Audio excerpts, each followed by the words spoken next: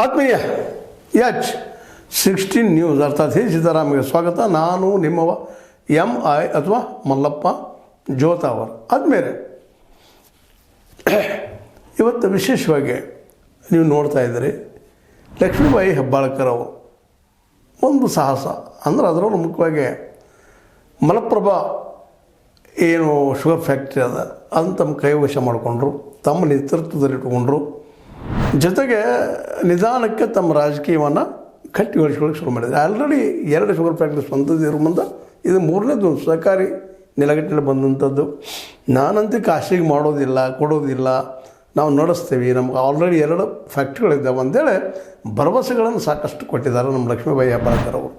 ನಿಜವಾಗಿಯೂ ಇದನ್ನು ಪುನಶ್ಚೇತನಗೊಳಿಸ್ತೀನಿ, ಕಾರ್ಮಿಕರಿಗೆ ಪೇಮೆಂಟ್ದಾಯ್ತು ಎಲ್ಲನೂ ಒಂದು ಉಚ್ಛಾಯ ಕಾಲಕ್ಕೆ ತಂದೆ ತರ್ತೀನಿ ಅನ್ನೋಂಥ ಒಂದು ಮಾತನ್ನು ಭರವಸೆಯನ್ನು ಕೊಟ್ಟಿದ್ದಾರೆ.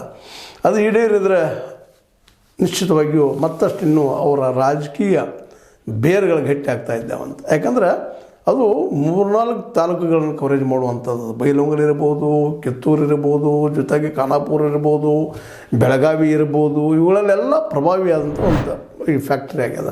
ಈ ಫ್ಯಾಕ್ಟ್ರಿ ಹಿಡ್ಕೊಳ್ಳೋದಪ್ಪ ಅಂತಂದ್ರೆ ಈ ದೊಡ್ಡದೊಂದು ಸಾಹಸ ಮಾಡಿದೆ. ಯಾಕಂದರೆ ಅದರ ಹಿಂದಿನ ಹಿರಿಯರು ಬಾಬಾಗೌಡ ಪಾಟೀಲರು, ಜೊತೆಗೆ DB ನಾಮದಾರ್ ಅವರು ತಮಗೆ ಎಷ್ಟು ಸಾಧ್ಯನೋ ಅಷ್ಟು ಬೆಳೆಸಿದ್ದಾರೆ. ಜೊತೆಗೆ ಅದರ ಲಾಭನೂ ಮಾಡ್ಕೊಂಡಿದ್ದಾರೆ, ಇಲ್ಲ ಅಂತಲ್ಲ. ಯಾಕಂದರೆ ರಾಜಕೀಯಕ್ಕೂ ಸಹಿತ ಅದನ್ನು ಉಪಯೋಗ ಮಾಡ್ಕೊಂಡಿದ್ದು ಏನು ಸುಳ್ಳಲ್ಲ. ಹೀಗಾಗಿ ರಾಜಕೀಯ ಅದರಲ್ಲಿ ಬೆರೆತದ್ರಿಂದಾಗಿ ಒಂದಿಷ್ಟು ಅಲ್ಲಿ ಭ್ರಷ್ಟತನ